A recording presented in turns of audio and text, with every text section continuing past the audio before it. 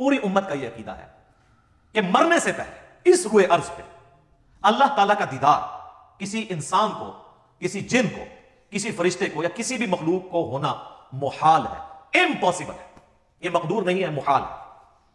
اس کے ثبوت میں سورۃ الانعام کی آیت نمبر ہے 103، لا تدرکہ الابصار، نگاہیں اس کا احاطہ نہیں کر سکتی، وہ نگاہوں کا احاطہ کر لیتا ہے۔ حتیٰ کہ اس آیت میں اہل تشیع اتنا غلو کرتے ہیں کہ وہ یہ کہتے ہیں کہ قیامت میں اور جنت میں بھی اللہ کا دیدار نہیں ہوگا، وہ بھی غلو کر رہے ہیں۔ اور دوسری طرف ان کی حالت یہ ہے کہ وہ کہتے ہیں کہ مولا علی علیہ السلام اس وقت تک سجدے سے سر نہیں اٹھاتے تھے جب تک اللہ کو دیکھ نہ لے۔ تو ہم کہتے ہیں یار آپ کو ایک بات کرو، کسی بات کے اوپر ٹکو۔ اور پھر بعض غلو کرنے والے وہ کہتے ہیں شب معراج بھی جو ہے مولا علی کا پنجہ دیکھا تھا۔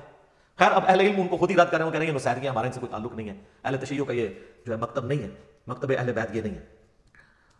تو یہ سورۃ الانعام کی آیت نمبر 103 اس پر گواہ ہے۔ اور اس سے بھی بڑھ کر پریکٹیکل ایکسپیرینس سورۃ الاعراف کی آیت نمبر 143، جب موسیٰ علیہ السلام نے کوہ طور پہ ملاقات کے دوران کہا اے اللہ میری خواہش ہے میں تجھے دیکھوں۔ اتنی دفعہ باتیں سن کے اگلا سٹیپ بھی بندہ طے کرتا ہے نا، تو اللہ نے کیا فرمایا تھا؟ لن ترانی، ہرگز نہیں دیکھ سکتا تم، بلکہ تو پہاڑ کی طرف دیکھ، اگر یہ پہاڑ اپنی جگہ پہ قائم رہا تو سمجھنا تو مجھے دیکھ سکتا ہے۔ تو قرآن کے الفاظ ہیں پہاڑ پہ اللہ نے صرف تجلی کی تو وہ ریزہ ریزہ ہو گیا، اور موسیٰ علیہ السلام انڈائریکٹ وہ تجلی دیکھنے سے بے ہوش ہو کے گر پڑے، اور اس کے بعد ان کا اللہ میں تیرے طرف رجوع لاتا ہوں، اب دوبارہ میں یہ بات نہیں کروں گا۔ تو اگر موسیٰ علیہ السلام کو زیارت نہیں ہو سکتی اللہ تعالیٰ کی اس دنیا میں، تو موسیٰ علیہ السلام سے بڑھ کے تو کوئی بھی نہیں ہو سکتا۔ تو اب اگر موسیٰ علیہ السلام کے سوا کوئی شخص یہ دعویٰ کرے کہ اس نے اللہ کو دیکھا ہے، تو پھر ہم اسے غلام القادیانی کا بھائی کہیں گے نا، جس نے اس نے جھوٹا دعویٰ نبوت کیا۔ یہ کم از کم اسے کہنا چاہیے کہ تو جھوٹ بولتا ہے، یا تو پھر یہ کلیم کرتا ہے کہ تو مسلمان ہو کے موسیٰ علیہ السلام سے بڑا مرتبہ رکھتا ہے، حالانکہ موسیٰ علیہ السلام تو اولو العزم پیغمبروں میں سے ہے، جو سورہ شورا کے اندر آیا ہے۔ 5 اولو العزم پیغمبر ہیں، نمبر 1 ہمارے محبوب علیہ السلام، اس کے بعد حضرت ابراہیم علیہ السلام، پھر نوح علیہ السلام، موسیٰ علیہ السلام اور عیسیٰ علیہ السلام۔ تو اولو العزم پیغمبروں سے بھی آگے بڑھ گئے، تو پھر ہم یہی کہیں گے۔ سورۃ الحجر کی آیت نمبر 99 آخری آیت میں بھی آیا ہے وَاعْبُدْ رَبَّكَ حَتَّى يَأْتِيَكَ الْيَقِينُ، اپنے رب کی عبادت کرتے جاؤ یہاں تک کہ تمہیں یقین نصیب ہو جائے، تمہیں موت آ جائے۔ تمام نے اس یقین کا ترجمہ موت کیا ہے، مرنے سے پہلے یقین نہیں آ سکتا، کیونکہ یقین اس وقت آتا ہے جب آپ فزیکلی دیکھ لیں۔ تو یہ تو آپ کو انعام ہے، ان الذین یخشون ربهم بالغیب لهم مغفرۃ واجر کبیر، جو بغیر دیکھے اپنے رب سے ڈرتے ہیں ان کے لیے ہے مغفرت اور بہت بڑا اجر۔ اور صحیح مسلم میں انٹرنیشنل نمبر کے مطابق 7356 نمبر حدیث ہے دجال کے کانٹیکسٹ میں۔ نبی علیہ السلام فرماتے ہیں کہ یہ دجال آئے گا تو اس کے ماتھے پہ کافر لکھا ہوگا، لیکن وہ کاف فا را یا کاف الف فا را لکھا ہوگا ایبریویشنز میں۔ تو لوگ جو اہل ایمان ہیں نبی علیہ السلام کہتے ہیں وہ پڑھ لیں گے کہ یہ کافر لکھا ہے، تو ان کو پتہ چلے گا دجال ہے۔ دوسرے لوگ نہیں پڑھ پائیں گے، چاہے مومنین میں بھی منافقین ہوئے، اور وہ ہو سکتا ہے کاف سے کشف پڑھ لیں، الف سے الہام پڑھ لیں، فا سے فیض پڑھ لیں، اور را سے روحانیت پڑھ لیں کہ یہ تو بہت بڑے بزرگ ہیں۔ اچھا اس حدیث میں 7356 میں آتا ہے کہ نبی علیہ السلام نے فرمایا کہ وہ خدائی کا دعویٰ کرے گا دجال یاد رکھو تم میں سے کوئی شخص اپنے رب عز و جل کو نہیں دیکھ سکتا یہاں تک کہ اسے موت آ جائے۔ یہ الفاظ ہے، کیا مطلب کہ مرنے سے پہلے کوئی اللہ کو نہیں دیکھ سکتا، مرنے کے بعد دیکھیں گے انشاءاللہ۔ تو مرنے سے پہلے آپ نہیں دیکھ سکتے، تو آپ بھی مرنے سے پہلے ہیں مسلمان، کر لے اس پہ غور۔ کتابوں کا خدا اور ہے، بابوں کا خدا اور۔ اب آپ سوچ رہے ہو کہ بابوں نے کیا کام ڈالا ہوا ہے، اے ہن آگے دے کام کی پایا جو انہوں نے، اے تسی کتابوں نے خدا دی تعریف سن لی۔ بابوں نے کیا کام ڈالا ہے جناب؟ تذکرۃ الاولیاء شیخ فرید الدین عطار المتوفی 627 ہجری کی کتاب ہے، جو بریلوی اور دیوبندی دونوں چھاپ رہے ہیں، اور کہہ رہے ہیں سارے اولیاء کے حالات زندگی اس میں لکھے ہوئے ہیں، ایسی کوئی کتاب نہیں۔ اس میں بازید بستامی کی معراج لکھی ہوئی ہے، المتوفی 261 ہجری۔ ان کا امام ابو یزید بستامی، اور میرا امام ابو الحسین مسلم بن حجاج القشیری المتوفی 261 ہجری، وہ بھی 261 میں فوت ہوئے ہیں، یہ بھی 261 میں فوت ہوئے ہیں۔ تو وہ کہتے ہیں انہوں نے معراج میں وہ عرش تک پہنچ گئے اور اللہ کو دیکھا، مشاہدہ کیا، اور باقاعدہ چیپٹر ہے بازید بستامی کی معراج تذکرۃ الاولیاء میں، بخاری مسلم کو چھوڑ کے ان کے پیچھے پڑے ہوئے ہیں۔ اور یہ آپ کو حوالے اس کے تذکرۃ الاولیاء کے فضائل اعمال میں ملیں گے، فضائل سنت میں بھی، تبلیغی جماعت کی کتاب میں بھی، دعوت اسلامی کی جماعت کی کتاب میں بھی، یعنی دونوں بھاری فرقے بریلوی اور دیوبندی اس کو لے کے چل رہے ہیں۔ پھر کشف المحجوب جو اس سے بھی پہلے لکھی گئی 200 سال پہلے، علی بن عثمان حجویری المتوفی 465 ہجری، انہوں نے کشف المحجوب میں بازید بستامی کے بارے میں کلیم کیا کہ وہ جب حج کرنے کے لیے گئے تو پہلی دفعہ گئے تو صرف کعبہ دیکھا، تو کہتے ہیں میرا حج نہیں ہوا۔ اگلی دفعہ گئے تو کعبہ بھی دیکھا اور کعبے کے رب کو بھی دیکھا، تو کہتے ہیں پھر بھی میرا حج نہیں ہوا۔ تیسری بار گئے تو صرف اللہ کو دیکھا، کعبہ ہی غائب تھا، تو ان کا اب میرا حج ہوا ہے، فزیکلی دیکھا۔ اگر کہتے ہیں یہ خواب میں دیکھنا ہے، تو سر میرا معصومانہ سوال ہے کہ خواب کا پیکج موسیٰ ابن عمران علیہ السلام کو آفر کیوں نہیں ہوا، جن کو سورۃ الاعراف کی آیت نمبر 143 میں کہا گیا لن ترانی، موسیٰ تو مجھے نہیں دیکھ سکتا، انہوں نے آگے سے توبہ کی۔ تو اگر بازید والا عقیدہ ان کا ہوتا تو کہتے ہیں اللہ توبہ خواب ہی کرا دے، بازید نے تو بائی کرانی ہے نا، کہانیاں جھوٹ کوڑ سن مزہ ہے۔ حضرت ابو ہریرہ بھی غصہ آتا سی تو اپنی اچھی لینگویج بول دے سکتے، کوڑ پنجابی کہنا جھوٹ۔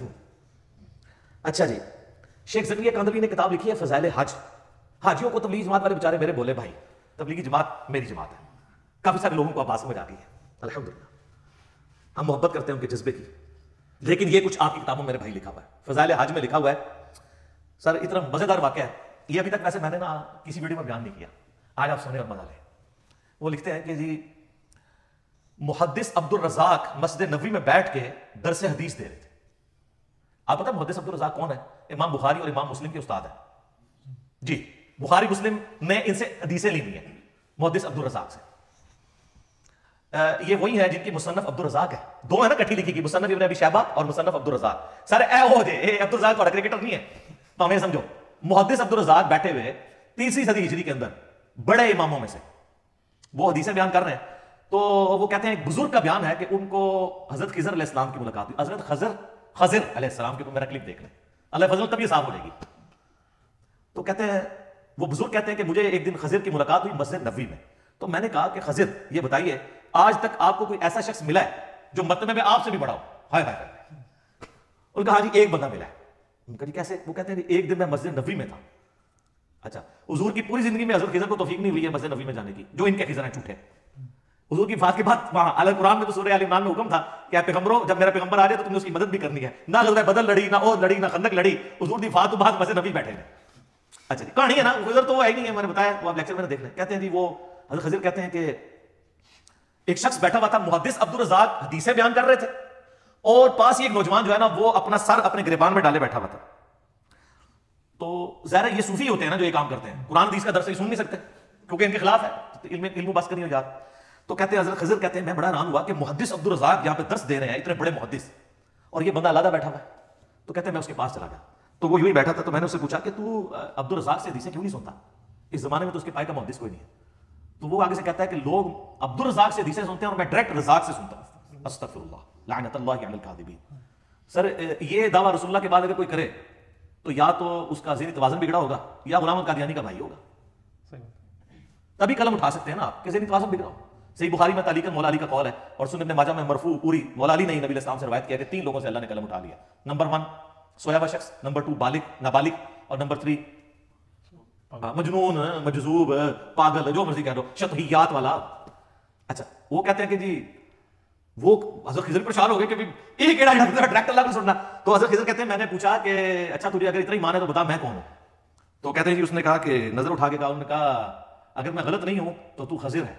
کہتے میں ڈر گیا. تو کہا یہ مجھے ایک بندہ ملا جو مطلب میرے سے اوپر سے. اے جناب کہانیاں اس لیے میں نے بیان کیا کہ یہ حضرت موسیٰ علیہ السلام اور پیغمبروں کے مقابلے پہ انہوں نے اپنے بابے بنائے ہوئے ہیں. تو اب ہم ان کو صرف پیار سے کہہ سکتے ہیں کہ مرنے سے پہلے ہے مسلمان, کر لے اس پہ غور, کتابوں کا خدا اور ہے, بابوں کا خدا اور. تو آپ لوگوں نے مایوس نہیں ہونا. ان لوگوں کے بارے میں تو مجھے یقین ہے کہ یہ لوگ تو اللہ کے دیدار سے محروم ہوں گے جنہوں نے بد عقیدیاں پھیلائی ہیں, لیکن آپ لوگ مایوس نہ ہوں. ہر مؤمن کو قیامت کے دن اللہ تعالیٰ کا دیدار ہوگا اور جنت میں بھی دیدار ہوگا انشاءاللہ تعالیٰ. اس پہ درجنوں احادیث بخاری مسلم کی اور قرآن کی آیات بھی گواہ ہیں. اور آپ دیکھیں دنیا میں بھی اللہ نے ایک تھوڑا سا ماڈل رکھا ہوا ہے. نماز مؤمن کی معراج ہے. کیوں کہا جاتا ہے نماز معراج النبی میں تحفہ ملا ہے. وہاں سدرۃ المنتہا پہ اللہ اور نبی نے ڈائریکٹ باتیں کی تھیں حجاب کے اندر, وہ میں بعد میں حدیث بتاؤں گا. آپ یہاں دنیا میں بیٹھ کے اللہ سے باتیں کر سکتے ہیں نماز کی حالت میں. باقی یہ جو کہانی مشہور ہے نا کہ یہ معراج النبی کی گفتگو ہے اللہ کی اور نبی علیہ السلام کی, التحیات للہ والصلوات والطیبات, یہ بالکل کہانی ہے, یہ کسی حدیث میں نہیں آئی ہے. بخاری مسلم میں تو واضح آیا ہے. صحابہ کرام کہتے ہیں رسول اللہ صلی اللہ علیہ وسلم نماز کا تشہد ہمیں قرآن کی طرح سکھاتے تھے. ابن مسعود کہتے ہیں کہ میرے ہاتھ کو نبی علیہ السلام نے اپنے دونوں مبارک ہاتھوں میں لے کے مجھے سکھایا تھا التحیات للہ والصلوات والطیبات. تو یہ نبی علیہ السلام نے سکھایا ہوا ہے, اس کا معراج کے ساتھ کوئی تعلق نہیں ہے. یہ کہانی ہے جو آپ بچپن سے سارے سنتے ہیں. جی نبی علیہ السلام نے کہا التحیات للہ والصلوات والطیبات, اللہ نے کہا السلام علیکم ایھا النبی ورحمۃ اللہ وبرکاتہ. تو نبی علیہ السلام نے نعوذ باللہ پھر کریکشن کی اور کہا السلام علینا وعلی عباد اللہ الصالحین. اور پھر فرشتوں نے کہا اشہد ان لا الہ الا اللہ واشہد ان محمدا عبدہ ورسولہ. ایک کہانی ہے سر, کڈی بڑی کہانی ہے, بچپن تو سن رہے ہو. آج تک کسی مولوی کو پوچھا ہے وہ کہانی ہے بریلوی بھی بیان کرتا ہے, دیوبندی بھی بیان کرتا ہے, اہل حدیث بھی بیان کرتا ہے, کسی نے نہیں پوچھا لکھی کہاں ہوئی یہ کہانی ہے. سورۃ القیامہ کی آیت نمبر 22 اور 23 میں آیا ہے, اللہ تعالیٰ نے فرمایا وجوہ یومئذ ناظرہ, اس دن ایسے چہرے ہوں گے جو تر و تازہ ہوں گے, الی ربہا ناظرہ, اپنے رب کی طرف دیکھ رہے ہوں گے. جو تر و تازہ چہرے ہوں گے وہ اپنے رب کی طرف دیکھ رہے ہوں گے. اچھا بعض لوگ کہتے ہیں نہیں وہ یہاں دیکھنے سے مراد ہے کہ وہ رحمت کا انتظار کر رہے ہوں گے, وہ جنہوں نے نہیں ماننا. تو یہ جو سورۃ الفجر کی آیت ہے وجاء ربک والملک صفا صفا, قیامت والے دن اللہ اور فرشتے قطار در قطار اس دنیا پہ اتریں گے, کیونکہ میدان محشر اس دنیا میں عدالت لگنی ہے. تو جیسا اللہ کی شان کے لائق ہے وہ زمین پہ اترے گا. اور پھر اس کا کلائمیکس ہے سورۃ المطففین, آیت نمبر 15 کلا انہم عن ربہم یومئذ لمحجوبون. اللہ تعالیٰ کافروں کے بارے میں فرماتا ہے کہ ضرور بالضرور اللہ کے جو منکر ہیں وہ اپنے رب کے دیدار سے اوٹ میں کر دیے جائیں گے قیامت والے دن.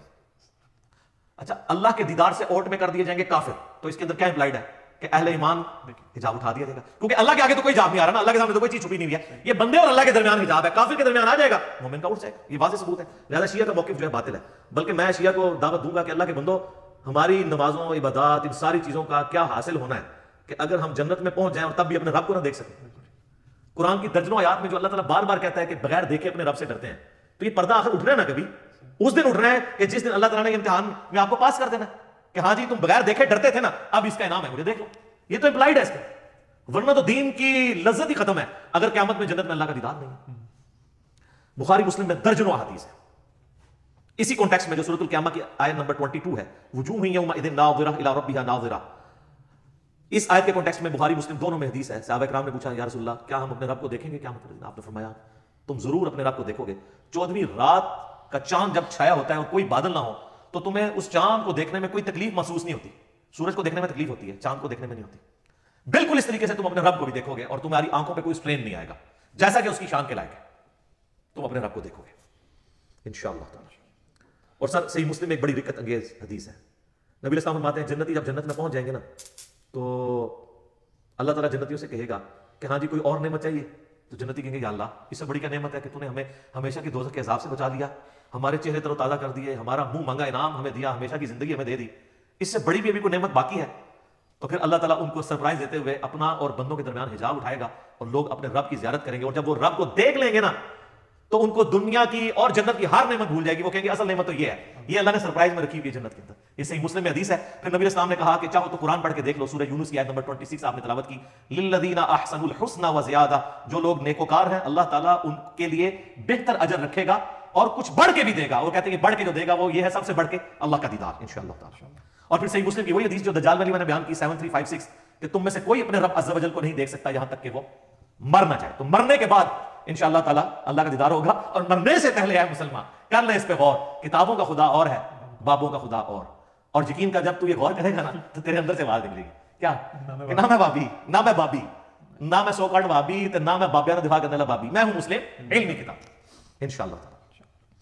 البتہ میرے بھائیو اس کائنات میں ایک ہستی ایسی ہے جسے اللہ تعالیٰ نے اس دنیا میں خواب کی حالت میں اپنا دیدار عطا کیا, اور اس اعتبار سے باقی ساری مخلوقات پہ فوقیت تھی, اور وہ ہمارے محبوب سید الاولین والآخرین شفیع المذنبین رحمۃ للعالمین سیدنا و مولانا امام اعظم محمد رسول اللہ صلی اللہ علیہ وسلم کی مبارک ذات ہے.